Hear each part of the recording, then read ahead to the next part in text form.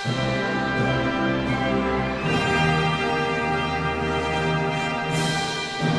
everyone, and welcome back to the podcast. This is the JRPG Report, episode 151. I'm your host, James Fisher. Thank you so much for tuning in this week. We've got a fun little podcast for you guys this week. No real big things going on in the news world, but we do have some interesting stories to get into. Of course, we're kind of in that awesome early spring, late winter time frame. Then Atelier Ryza 2, I'm still loving it. Ys 9 is out, and two more heavy hitters coming up here real soon with Persona 5 Strikers and Bravely Default 2. And I'll be honest, I've been in a bit of a conundrum as I really want both of them, right? And there's not unlimited funds here to work with. I can relate with most of you guys out there. I really cannot afford to get both of them right now. It's a hard enough sell to the wife to get one of these things, and she kind of likes watching Persona, so that was a little easier sell than normal. But the more I see Bravely Default 2, and we'll talk about that with the trailer that came out for it here this past week. Man, I'm really wanting to get into it, but I will resist. I will just go with Strikers, and I'll be honest, if maybe Bravely Default 2 was coming out first and Strikers was the latter, I might be tempted to go that way. But since Strikers is first, I will go that direction.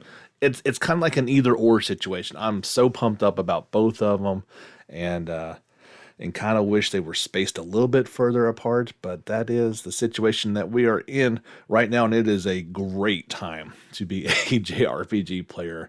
That is for sure. The first thing I want to talk about is this broke yesterday, and if you guys recall, last year it was the first time we had heard from the new Game Plus Expo.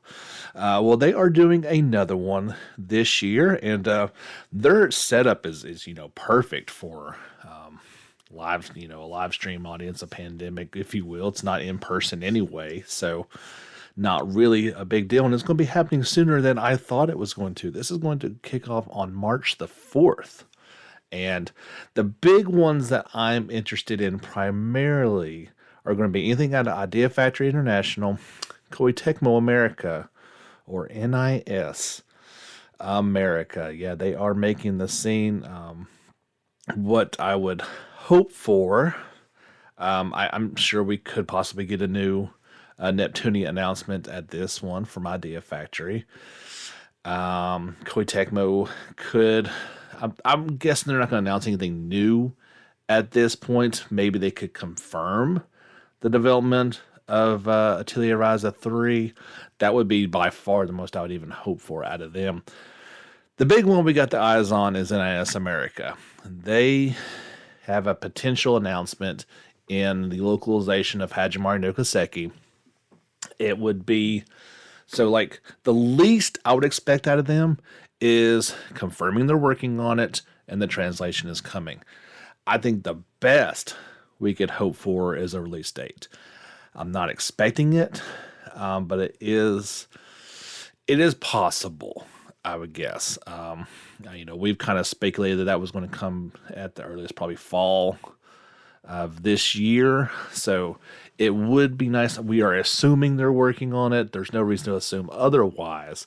So it would be nice to get, confirmation and then potentially a release window for that. If we've not heard of one by this point, I think PC owners are rightfully due a Trails of Cold Steel 4 release date. As of this moment, it is it's coming to PC and Switch, but we only have a release date for the Switch version in April. So I would assume that if we've not gotten that cleared up, that they would also say, hey, okay, this is coming out the same day. I believe it's April 9th, if I recall off the top of my head. So yeah, there may be some other surprises in there. We also got Aka Systems, Arc System Works, Gung Ho Online Entertainment, INTI Creates. I'm not sure what they are. Natsumi Inc., Playism, and PM Studios are the publishers that will be participating with this. It'll be, like I said, on March the 4th, and it's kind of early in the morning. So if you're on the West Coast, it's 8 a.m. East Coast, it's 11 a.m. You'll be able to watch that on Twitch, they say. And there's also a YouTube channel that will be following each thing. So let's take a peek. Oh, I should have planned ahead and have my calendar a little bit within reach. Let's see. Oh, well, how convenient. March the 4th is a Thursday, so if the podcast is a little bit late coming out that day, you'll understand why. That kicks off 11 a.m. for me, so I'll probably wait till at least until NIS America does their presentation, and then go record the podcast, and then get into your grubby little paws as soon as I can. But that's I thought that would be really fun to lead off the podcast with, and hopefully some good news is coming on March the 4th. The second big piece of news that broke this past week was the Final Fantasy XIV plethora of announcements they made during its latest announcement showcase.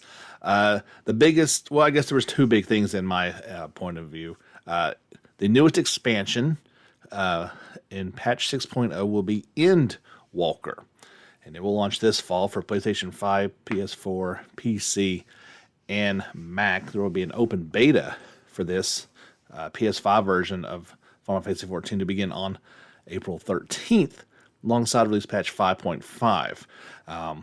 The full version will follow later, and that is right.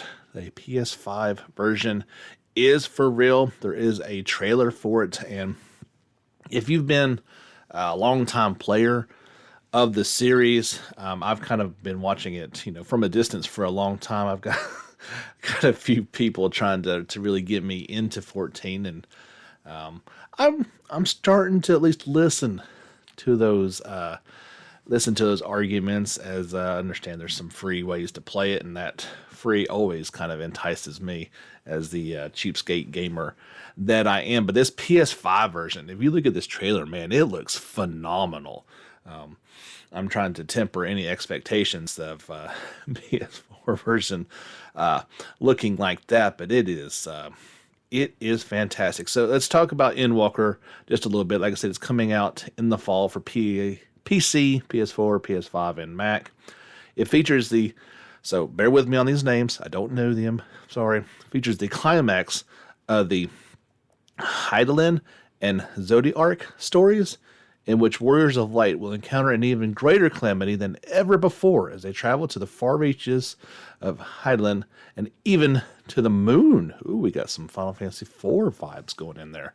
In addition to bringing the long-running story arc that began with the Realm Reborn to its conclusion, Endwalker will mark a new beginning for the beloved MMO, setting the stage for new adventures that longtime fans and new players can enjoy together.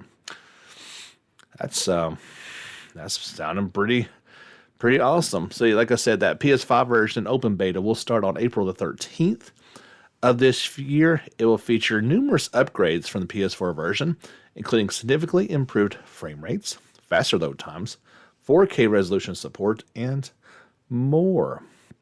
Players who FF14 online service account has been a registered license for PS4 may download and play the PS5 upgrade version at no extra cost at the start of the open beta period, while new players can experience the game on PS5 through the free trial. Again, very cool stuff. This new expansion will bring an abundance of new features, including multiple new jobs, an increased level cap, vast new areas, updates to the battle system, a variety of new challenges to overcome, as well as crafter and gatherer content. That new level cap is going to go from 80 to 90. They've got the new job class of Sage out. There is a trailer that goes along with that if you're interested in checking it out. Of course, head over to our YouTube channel. You can see that PS5 version of it.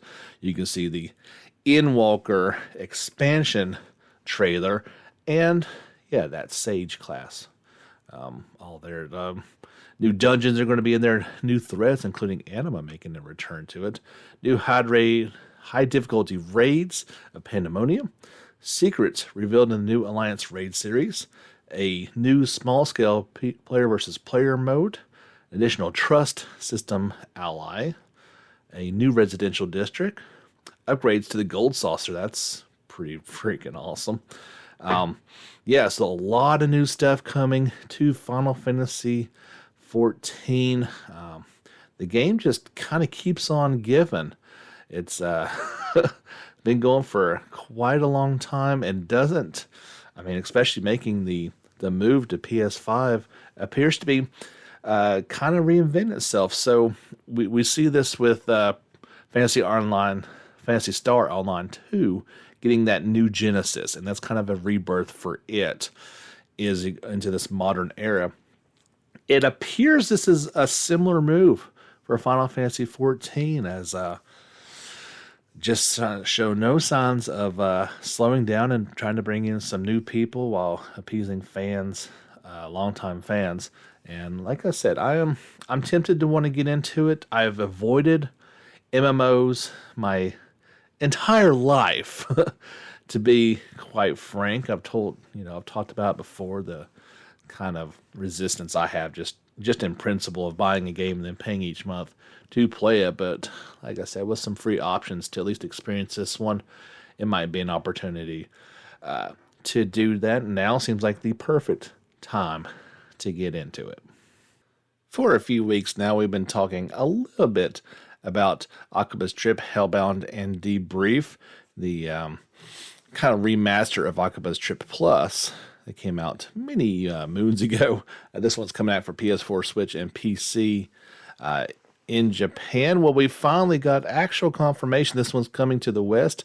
Publisher Xseed Games and developer Acquire announced. So in Japan, it's coming out on May the 20th, and no official release date, but they did finally confirm. They said back in 2019, I believe, that there was going to be a Western version. In 2021, February, they have confirmed that this is actually happening and will be coming in the summer. Let's see, we've got a 10th anniversary edition, which is going to be available at retail for $49.99 or standalone via digital stores at $39.99. The 10th anniversary edition will, of course, have the game for either PS4 or Switch, an art book with over 60 pages of newly commissioned art and illustrations, and a 2-disc official soundtrack containing 47 tracks. Now, that is a good value. Good grief, you get an art book and soundtrack for $10 more.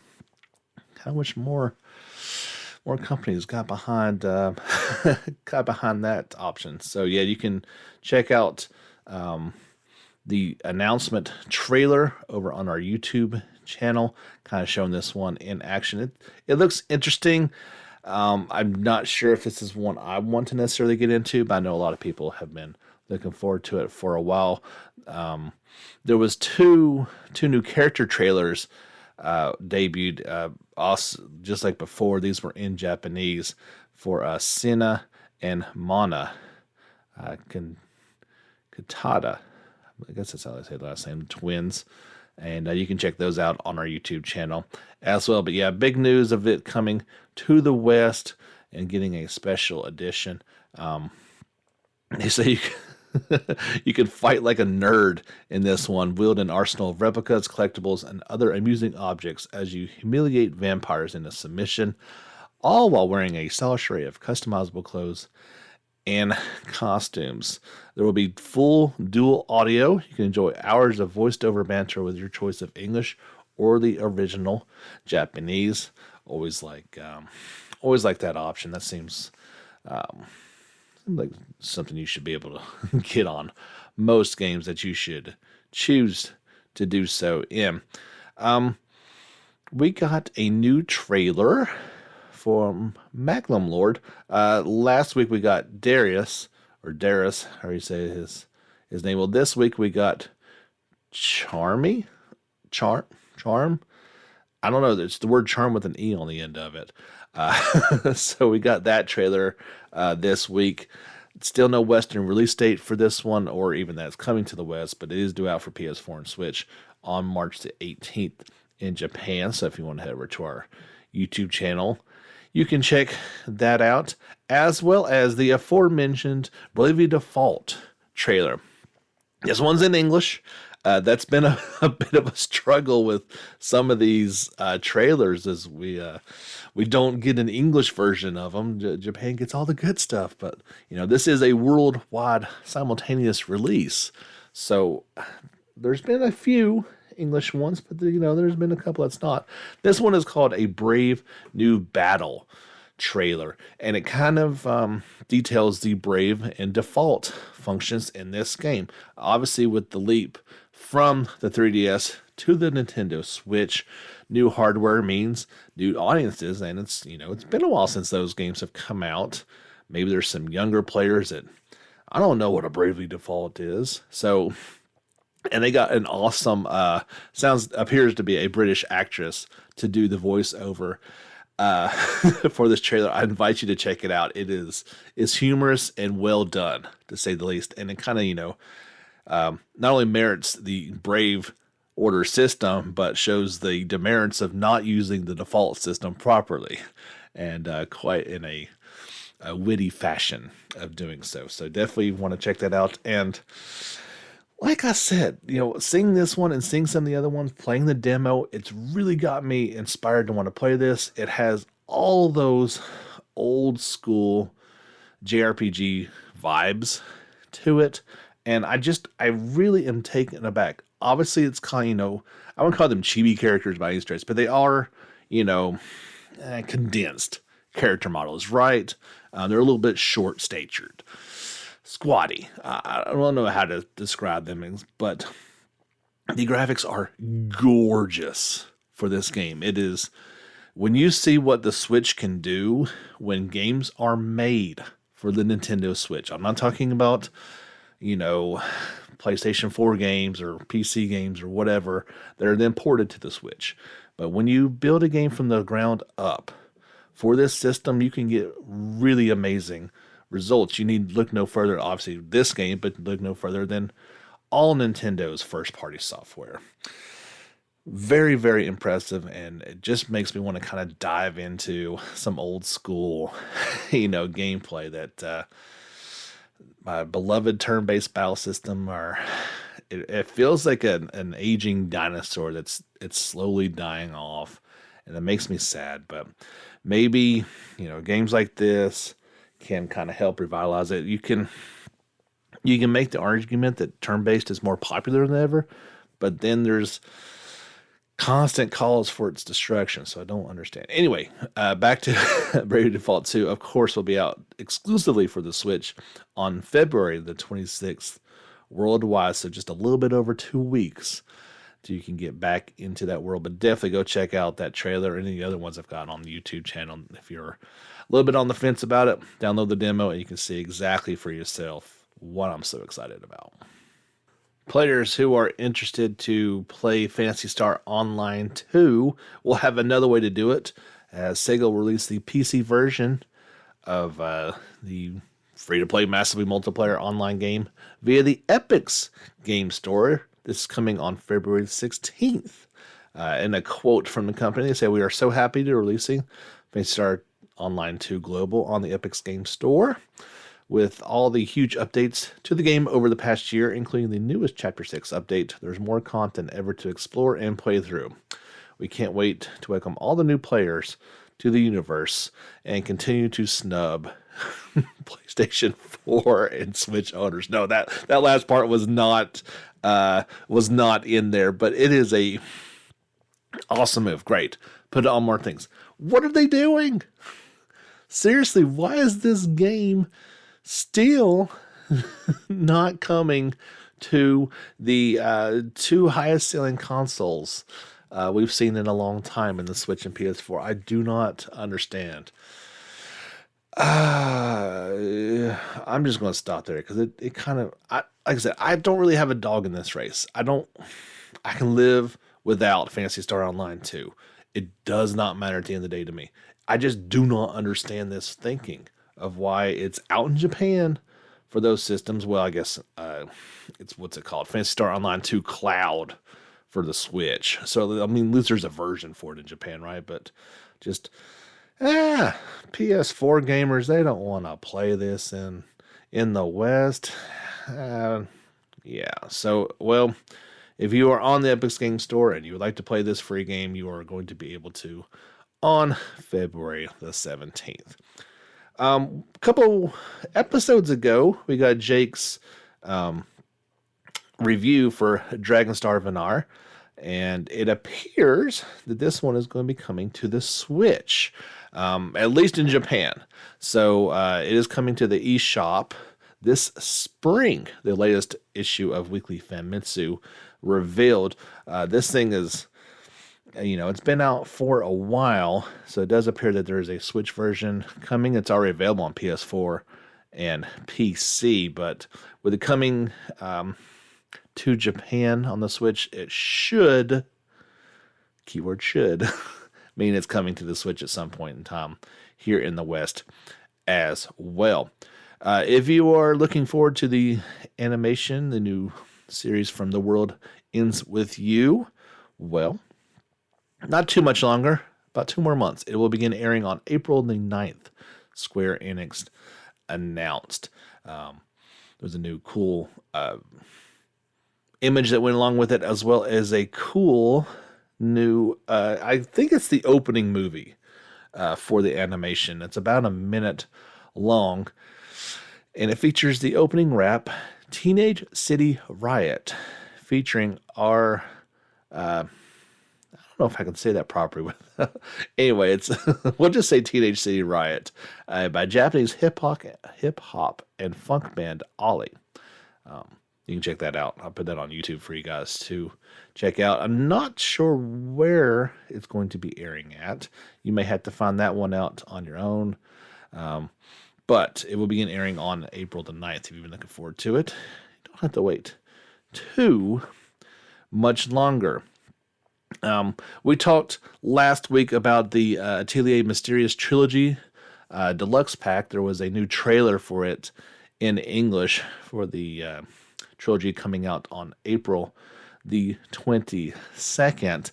Of course, there will be deluxe versions of them, but you can definitely check that trailer out if you would like in English and see exactly what's going to be included in there and how it looks and all that fun stuff. And I'm sure we'll get some pricing for that at some point in time over here, how much that's going to set you back. Let's see. What is it? That's a premium box. Deluxe pack. There's always different ones to make this so confusing, right? They just can't have the one. We'll go over that once we get a Western release, and I can tell you everything that's going to be inside there, but it could be the Japanese version. You guys know how these collector's editions go. Sometimes it's completely different over there as opposed to over here. If you are a PC gamer and enjoying Disgaea 4 Complete Plus, well, NIS America has released a new update. There's a host of new features, including a map editor, pirates. Yeah, users can combine ship parts and arrange characters to create an original pirate ship and crew. There are foreign and defense ministers. There's a nether battle tournament, everybody's netherworld records, a pirate trial, and a ranking battle. I'm getting this trailer on YouTube here as soon as I get done with the podcast. I figured I'd get this to you guys before hosting that online so you can see exactly what all is included. And that's just, as far as I know, that's just the PC version of it. I'm not sure if the console versions have this or not. All right, we got a few more things to talk about. I'll be honest, I just recorded a few minutes and forgot to hit the record button, so I'm not sure what I missed or what I didn't miss. I'm going to have to go back and look at that next week. But breaking news that just came into the podcast. This was during the Epic Games Store announcement that they did a big thing. I didn't think there was going to be any JRPG news, but there was, and that is Kingdom Hearts is coming to PC. Yeah, didn't see that one coming. So you get the Kingdom Hearts 1.5 and 2.5 remix, the 2.8 final chapter prologue, Kingdom Hearts 3 and Remind, and even the new Melody of Memory game coming to PC on March 30th. Now, this is going to be exclusively on the Epic's Game Store. Yeah, so that's big news. Currently, these are available on PS4 and Xbox One. Melody of Memory available also on the Switch. I don't know about pricing. I don't see that anywhere. So maybe those. Oh, here it is. Yeah, so 1.5 and 2.5 remix is going to go for $50. 2.8 is going to go for 60. Part 3 and Remind for 60, and Melody of Memory for 60. So yeah, there you go. If you've been holding out for the PC releases, there you go. They are coming on March. Oh, where to go? Wait, March 30th. That's it. See, kind of some breaking news there on the podcast. That's always fun. We got some good news on the Twitter channel that Nihon Falcom had an excellent financial quarter. They do kind of a weird financial year running from October to September. So anyway, the last quarter they had numbers were up big time. About 35% as a whole over from last year. Operating profits up about 47%.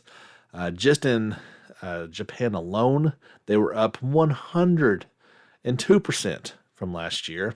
And their licensing division, which they give stuff out to NIS America and Clouded Leopard Entertainment, it was up almost 30%.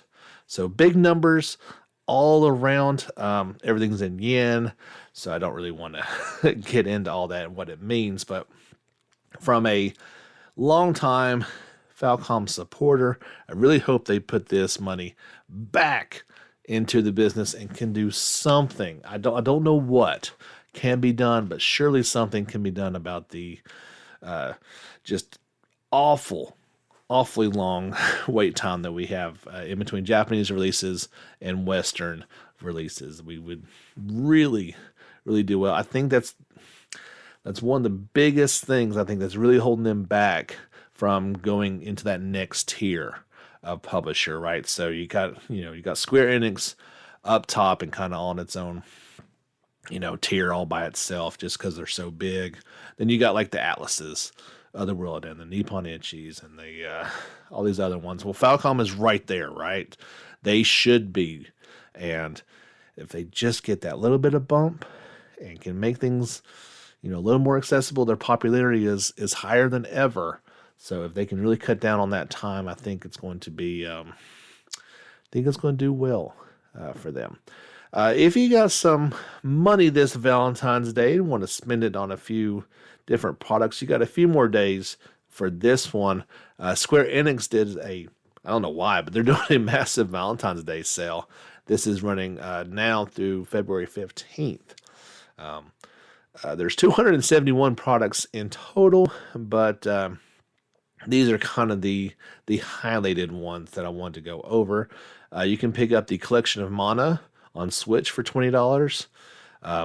Final Fantasy XII Zodiac Age Collector's Edition on PS4, $100. You can get Shadowbringers from Final Fantasy XIV for $20. You can get the Final Fantasy XV Royal Edition for either PS4 or Xbox for $10. That Kingdom Hearts all-in-one package down to $30. Kingdom Hearts 3 is only $10. Melody of Memory, even with a discount, down to $45. And if you've not picked up Trials of Mana, you can get it about half price for $29.99 right now. So that's pretty good. You can't. It's hard to argue with those kinds of numbers. Not to be outdone, and hang on just one second. Let me, my throat was getting a little dry, but I didn't want to stop. We're about to wrap this thing up. There is a big in Japan sale going on right now. I didn't think this was this time of year, but Normally we get the Golden Week sale. We know when that's going to be, but the Big in Japan sale, and they're claiming you can save up to 75% off certain titles. This will go through February the 24th. So that's kind of run through. I don't know why the PlayStation Store website doesn't allow you to filter choices like you can on the actual PSN store on the PlayStation. But here I'm just going to go through. There's 5 pages of stuff to kind of highlight, and I'm going to try to pick out the JRPGs as I see them. There's a lot. So the aforementioned all-in-one Kingdom Hearts package down to $25. You can pick up Kingdom Hearts 3 Remind for $20. There is 1.5 Kingdom Hearts and 2.5 down to just $12.50. That's crazy cheap. Kingdom Hearts 3 is down to $18. Kingdom Hearts Melody of Memory down to $40. I know that's not a JRPG, but the new Sword Art Online Alsatian Lycris down to $36. Keep in mind, this is all in the PSN stores, so it's all digital. Monster Hunter World Iceborne Digital Deluxe Edition is $27. Code Vein, under $20 now. And when I shared this on our socials, I jokingly put it was the semi-annual Tales of Berseria sales event, as it's always $20. You can pick it up any day of the week, all day long for $20. They put it on sale all the time for $10 and see if people will buy it. And I'm guessing there's still people that haven't experienced that awesome game. You should definitely do so. I'm guessing all the Trails games are probably on sale, but I can see Cold Steel 2 down to $24. Cold Steel 4 is down to $45. You can get the Cold Steel 4 Deluxe one down to, oh no, my page just disappeared on me. It's on sale. I think it's normally $70. I think it's down to $60, but my page went away. So, and why do not have prices? Hello, PlayStation Store, why are you doing this to me? Don't give me no prices, because I can't tell the people if stuff is on sale or not. Oh, goodness. It's just completely stopped. Anyway, there's a ton of stuff on sale. I see Cold Steel 3, Tales of Vesperia. I wish I could give you prices for these, but my page is just dead. I don't know what's going on anymore. I don't know if it's an internet problem or what. But yeah, I mean, there's Odin Sphere. Oh gosh, how do you say that? Lufersar? How do you say it? That awesome game.